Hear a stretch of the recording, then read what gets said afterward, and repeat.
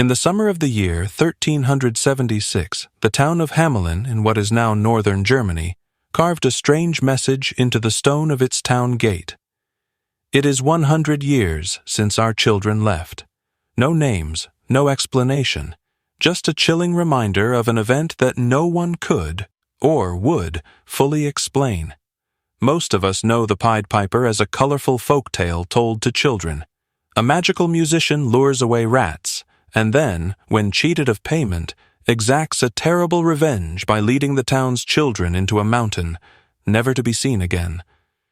But beneath this whimsical surface lies something much older, darker, and disturbingly real. What really happened in Hamelin, and why has it been remembered for over 7 centuries? To begin answering that, we first have to look at where this strange story came from, and how it began. The story of the Pied Piper, at first glance, seems like pure fantasy. A brightly dressed man with a magical flute leading rats, and later children, out of a small town. It sounds like something from a child's imagination. But the deeper we look, the more we realize that this tale didn't start as entertainment. It began as a local memory, passed down from generation to generation. And at the heart of it all is a real town, with real records and a very real sense of loss. The earliest references to the event in Hamelin appear not in fairy tale collections, but in historical documents. One of the oldest pieces of evidence is a stained glass window that once stood in the church of Hamelin, dated to around the year 1300. This window didn't show a Pied Piper or rats. It showed a group of children being led away by a man dressed in strange clothing. That's it. No explanations, no colorful fantasy, just a visual story of a town that lost its children. That window was destroyed centuries later, but written accounts of it survive. The earliest written text referencing this event comes from a chronicle entry dated to the year 1384. It reads, "It is 100 years since our children left." Other records followed. A manuscript from Lüneburg in northern Germany, written in the 15th century, also mentions the event. Some of these records mention the exact date, June 26, 1284, a specific day, carefully remembered, as if marking a tragedy. This is where things get interesting. In these early versions, there is no mention of rats at all. That part of the story seems to have been added much later. The original tale is about children disappearing. The cause is unclear. Some versions say they were led away by a mysterious figure. Others offer no details at all, just the fact that they vanished. So where did this strange figure come from? Over time, the story evolved. As the tale spread beyond Hamelin, storytellers added details to fill in the gaps. By the 16th century, printed versions began including rats as part of the story. One of the earliest printed versions with rats was written by Richard Verstegen in the late 1500s. He described how the piper rid the town of rats and was then betrayed by the townspeople. In revenge, he took away their children. This version became popular in England and spread throughout Europe. The addition of rats might have served a few purposes. It gave the piper a reason to be in town. It created a moral lesson. Don't break promises. And it made the story more dramatic and memorable. Over time, it became a fairy tale told to children, especially in Germany and England. The Brothers Grimm included their own version in the 19th century, helping to cement it in popular culture. But their version, like many before it, was not pure invention. It was based on older stories, passed down orally and through local records. But we still have to ask, why would a small town like Hamelin preserve this story so carefully for centuries? And why does the tale focus so much on the loss of children? To understand that, we have to remember what medieval Europe was like in the late 13th century. This was a time of enormous change. Towns were growing, but life was fragile. Famine, disease, and war were common. People believed in omens and signs. Many could not read or write, so stories became the way history was remembered. When something extraordinary happened, it was recorded not just in books, but in song, in artwork, in stained glass, and in legend. And something clearly did happen in Hamelin. The fact that the town placed a date on the event and kept it alive through the centuries suggests that the disappearance of the children was not just a rumor. It left a deep mark on the community. The mention of specific numbers, 130 children in some accounts, makes it even more striking. For a town the size of Hamelin in the 13th century, losing that many children would have been devastating. One curious clue lies in how the story was treated by locals. For a long time, people in Hamelin avoided playing music or dancing in the street where the children were said to have vanished. This street became known as the Bungelosenstrasse, or Street Without Drums. It's a small detail, but one that shows how the legend shaped real behavior. The town built its history around the loss, treating it with a kind of sacred respect. Other clues appear in the names of places nearby. There is a hill near Hamelin called Koppenberg, which some versions of the tale identify as the place where the piper led the children. Local tradition even claims that children's footsteps could once be seen imprinted into the stone. Even more telling is the way the story spread. Unlike many fairy tales that developed over time from older myths, the Pied Piper tale seems to start with a single historical event, then grow outward. Most folk stories don't have precise dates or locations. This one does. The evolution from real event to legend to fairy tale gives us a glimpse into how communities preserve traumatic memories. And over time, as the event became more distant, the story became more fantastical.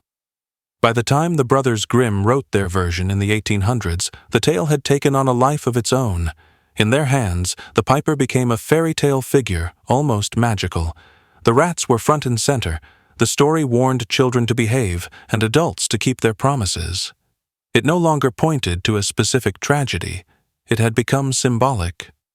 For centuries, the disappearance of the children from Hamelin remained one of the most haunting, unsolved mysteries in European folklore.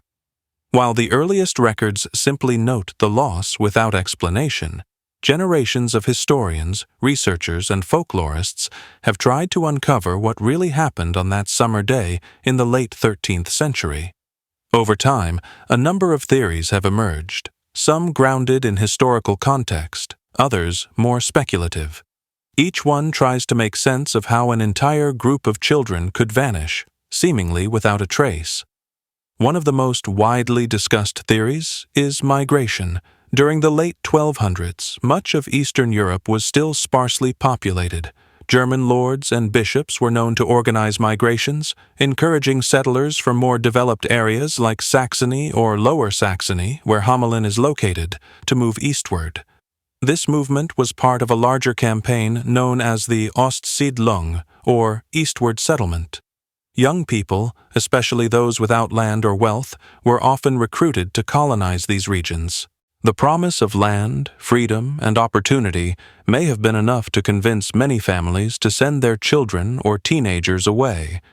This theory suggests that the Pied Piper was not a magical figure, but a so-called locator or recruiter, someone hired by nobles or religious leaders to find settlers for new lands. These recruiters often dressed in bright or unusual clothing to stand out and attract attention. In this context, the piper leading children away makes perfect sense. He may have been offering them a better life, but if something went wrong during the journey, if they died, were enslaved, or simply disappeared into unfamiliar territory, news might never have reached Hamelin. The town would be left with only silence and sorrow. Another theory points to disease, specifically an early outbreak of plague or some other epidemic. Europe would not experience the full devastation of the Black Death until the mid-14th century, but earlier outbreaks of unknown illnesses were not uncommon. If a disease had swept through Hamelin, targeting mostly young people, the townspeople might have recorded the event in symbolic terms. Rather than admitting that disease had taken the children, they may have told the story of a piper who spirited them away.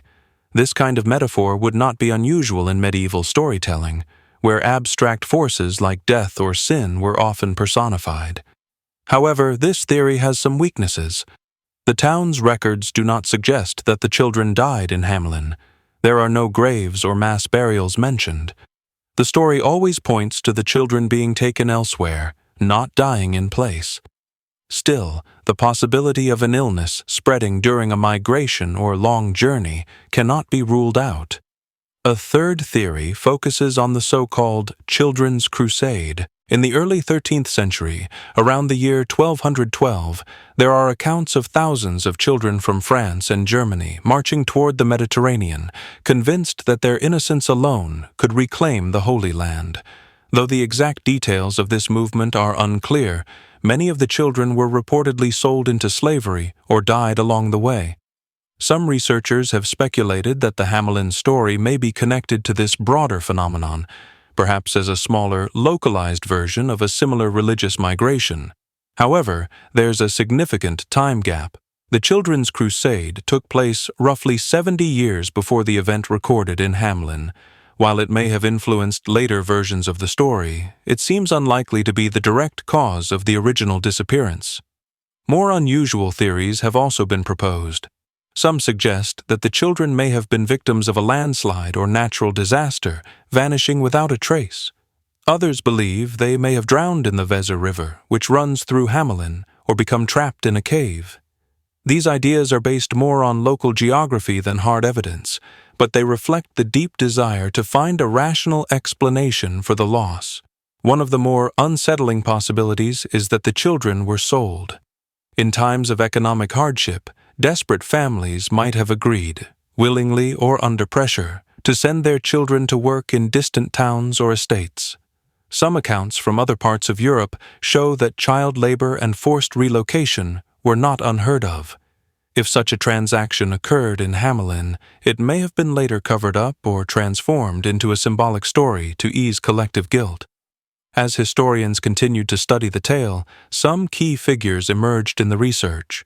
One was Georg Wencker, a German linguist in the late 19th century who compiled extensive notes on local dialects and folklore. His research included interviews with villagers who had grown up hearing the story of the piper.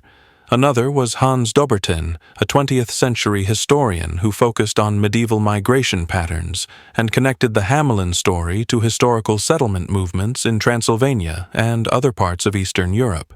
Interestingly, several towns in modern-day Poland and Romania have founding legends that include settlers arriving from Germany in the late 13th century. In some cases, the names of the towns and families can be traced back to regions near Hamelin. This suggests that the children, or perhaps young adults, may not have disappeared at all, but simply started a new life far from home. To the people of Hamelin, however, they were gone forever. Another strange detail is that in some versions of the tale, the piper leads the children into a mountain. This has led to theories about symbolic death, or even entrance into a mythical world. But in more practical terms, it may reflect actual topography. The region surrounding Hamelin is hilly and dotted with caves. The idea of children vanishing into the earth may have been a way to express that they left the visible world behind. In more modern times, the Pied Piper has also been interpreted as a symbol of betrayal. The townspeople break their promise, and the piper takes revenge. This interpretation focuses less on the historical event and more on the moral lesson. Still, even these modern versions cannot ignore the historical core of the story. Something significant happened in Hamelin that caused a generation of children to vanish. After centuries of silence and mystery, the story of the Pied Piper began to attract more serious attention from researchers, folklorists, and historians.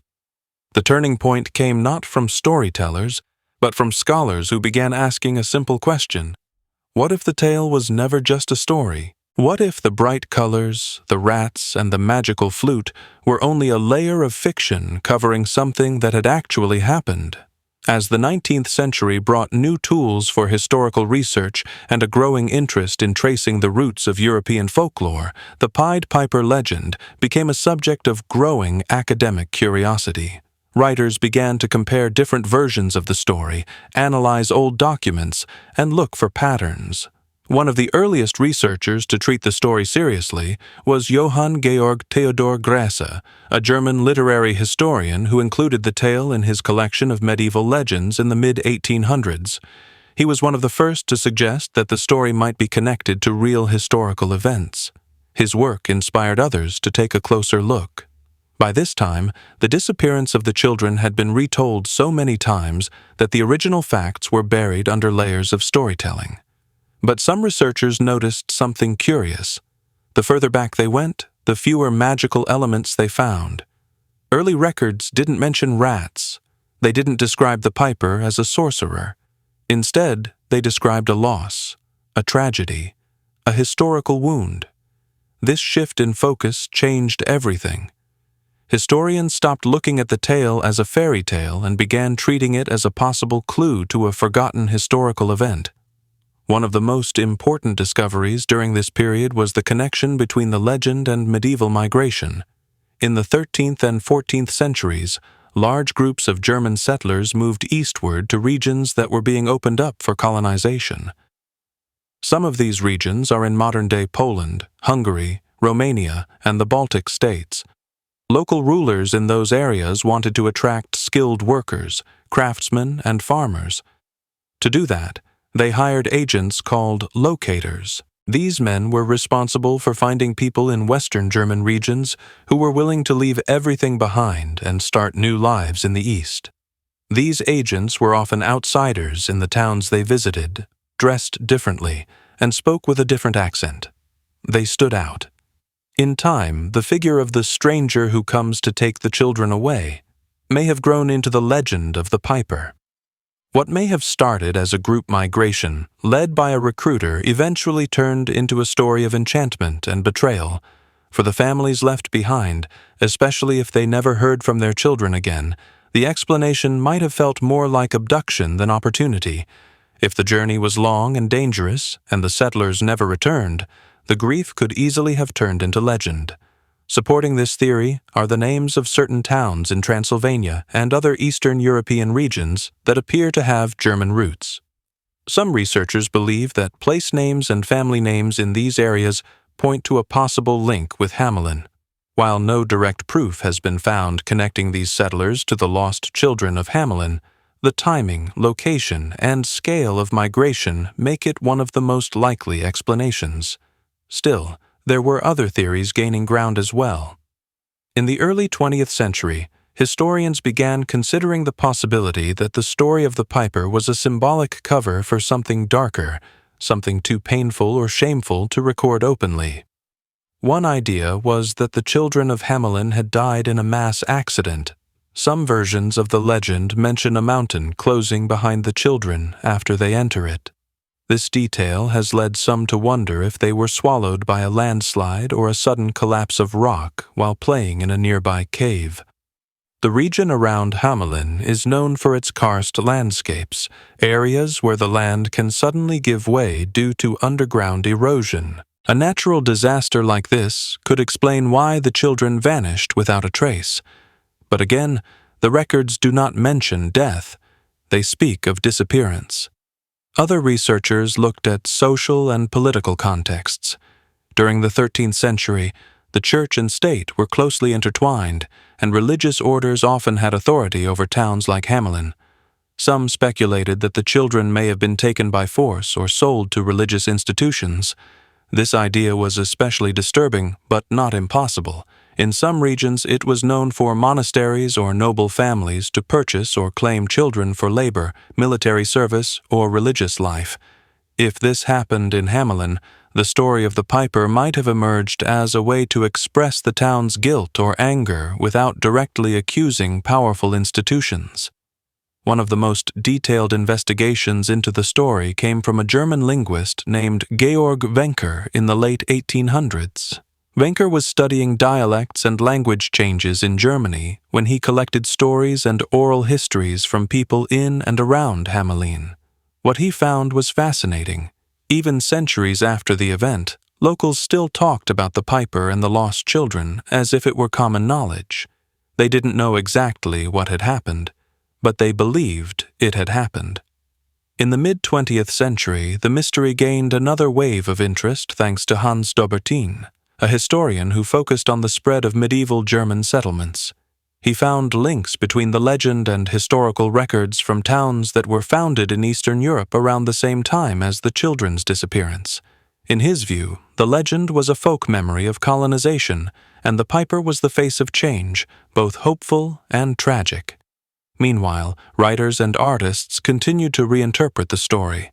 In the 19th and early 20th centuries, the Pied Piper appeared in poems, operas, and plays. One of the most famous retellings was by poet Robert Browning, whose version made the tale popular in English-speaking countries. In his version, the piper is a colorful, almost comical figure until he reveals his darker side. Though clearly a work of fiction, Browning's poem helped revive interest in the original mystery and kept the story alive for new generations. As time passed, the story of the piper became not just a question of history, but a reflection of how people deal with loss, change, and memory. The disappearance of the children could have been caused by many things: migration, tragedy, betrayal, or natural disaster. But whatever the truth, the fact that it was remembered and retold for so many centuries says something about its emotional power. The deeper researchers dug, the more they began to see the Pied Piper not just as a character in a story, but as a symbol. He represented the unknown, the outsider, the force that comes into a peaceful community and leaves it changed forever. Whether he was real or fictional, magical or mundane, the piper became a way for people to talk about fear, consequences, and the things that cannot be explained. The Pied Piper of Hamelin has become far more than a story about a lost group of children. Over the centuries, it has taken on symbolic meaning that continues to influence culture, psychology, politics, and even language. While its origin may lie in a historical tragedy, its evolution tells us how humans use storytelling to cope with fear, uncertainty, and moral conflict. One of the most powerful symbolic interpretations of the Pied Piper is that he represents the consequences of broken promises. In nearly every version of the tale, the piper performs a task, removing the town's rats, but the townspeople refuse to pay him what they promised. His revenge is not violence in the usual sense. Instead, he takes what the town values most: its children. This reflects a deep cultural message about trust, contracts, and consequences. In medieval Europe, where honor and agreements were matters of survival, this kind of betrayal could destroy a community's reputation or future. The story warns listeners that failing to keep one's word may result in losing everything. That message has lasted for centuries. Even today, the phrase, "to pay the piper," means to face the consequences of one's actions. It's used around the world as a reminder that debts, moral or financial, must eventually be paid. The Pied Piper is not just a character in a story. He has become a cultural symbol, a shorthand for accountability, and a lesson in the cost of dishonesty. Another layer of symbolism in the story is the figure of the piper as an outsider. He is not from Hamelin. He arrives mysteriously, dresses differently, and carries a strange instrument. He is not part of the community, yet he solves its greatest problem, first with the rats and later, symbolically, with the children. The idea of an outsider changing the fate of a town touches on deep cultural fears and fascinations. Outsiders can bring salvation or destruction, solutions or chaos. In many cultures, figures like the piper appear as agents of change, often testing the values or stability of the society they visit. In this way, the piper shares traits with other cultural figures from folklore. For example, in Eastern European tales, there are traveling tricksters who enter towns and upset the status quo. In Norse myths, the god Loki causes chaos but often reveals hidden truths. In West African stories, the spider Anansi uses wit to expose human flaws. Like these figures, the piper exposes the weakness of Hamelin, not its inability to deal with rats, but its lack of honor and unity. He shows how quickly a town can turn on someone once the crisis has passed, and how easily that betrayal can lead to disaster. The children themselves also carry symbolic meaning. In literature and folklore, children often represent the future, innocence, or the soul of a community. The fact that it is the children who are taken, not the elders, not the rulers, gives the story emotional weight. It suggests that the true cost of dishonesty is not immediate punishment, but the loss of what matters most in the long run. The children vanish, and with them, the town's future. This emotional power explains why the story has had such lasting impact on culture. It has been retold in music, literature, film, and even politics. Writers like Johann Wolfgang von Goethe and Robert Browning created their own versions, each adding new layers of meaning. Browning's poem, written in the 19th century, added rhyme and rhythm that helped make the story part of English-speaking childhood culture. But even in this poetic form, the central message remained: promises matter, and those who break them risk losing what they love most. In the 20th century, the story took on new interpretations in the wake of global conflicts. After the First and Second World Wars, some saw the piper as a symbol of authoritarian leaders, figures who promise solutions but lead people into darkness. The idea that an entire generation of youth could be led away by a powerful, charismatic figure struck a chord with societies trying to understand how so many people could be drawn into destructive ideologies. In this sense, the piper became a warning not just about dishonesty, but about blindly following leaders who may not have the people's best interests at heart. Beyond Europe, the Pied Piper has also found echoes in other cultures. In India, there are folk tales of snake charmers or wandering musicians who use music to control both animals and people. In East Asian traditions, music and sound often carry spiritual power. The idea that someone could use sound to lead others, whether for good or ill, is not limited to the German-speaking world. This cross-cultural element shows how certain themes, like the power of music or the danger of broken trust, are universal. Modern psychology has also taken an interest in the tale. Some experts see the piper as a projection of the subconscious, a figure who represents repressed anger, desire for revenge, or fear of abandonment. In this view, the story is less about a historical event and more about the emotions societies struggle to understand. The loss of children becomes a metaphor for emotional loss, regret, or unresolved guilt. These interpretations don't claim to solve the mystery of Hamelin, but they show why the story still resonates on a deep emotional level. In education and parenting, the story has also served as a moral tale. For generations, it has been used to teach children the importance of keeping promises and listening to warnings. But as the story has grown darker in interpretation, it has also raised questions about justice, authority, and responsibility. Should the piper have taken the children? Did the townspeople deserve such punishment? What if the children followed him willingly? These questions continue to inspire debate and reflection. The story's adaptability has helped keep it alive. Unlike many folktales that fade with time, the Pied Piper continues to evolve. In the late 20th and early 21st centuries, the tale has appeared in novels, television series, and even science fiction.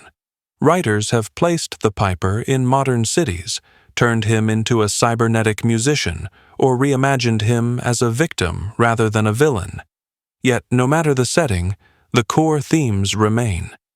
The story's power lies in its flexibility. It can be a warning, a mystery, a symbol of grief, or a test of character.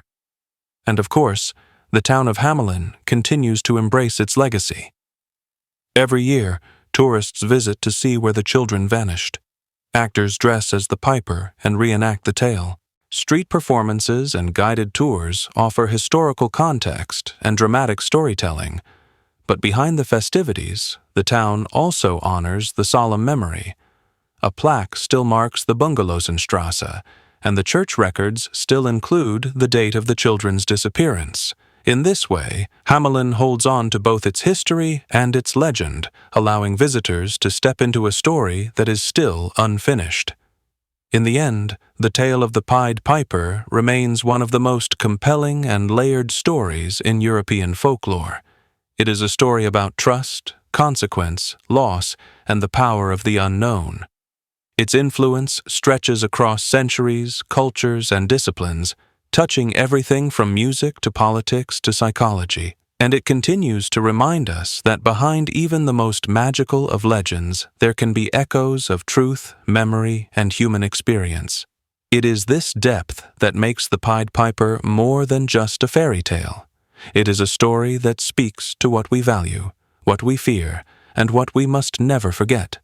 Whether the children were taken by force, left by choice, or vanished by fate, the story endures because it asks the questions that never quite go away.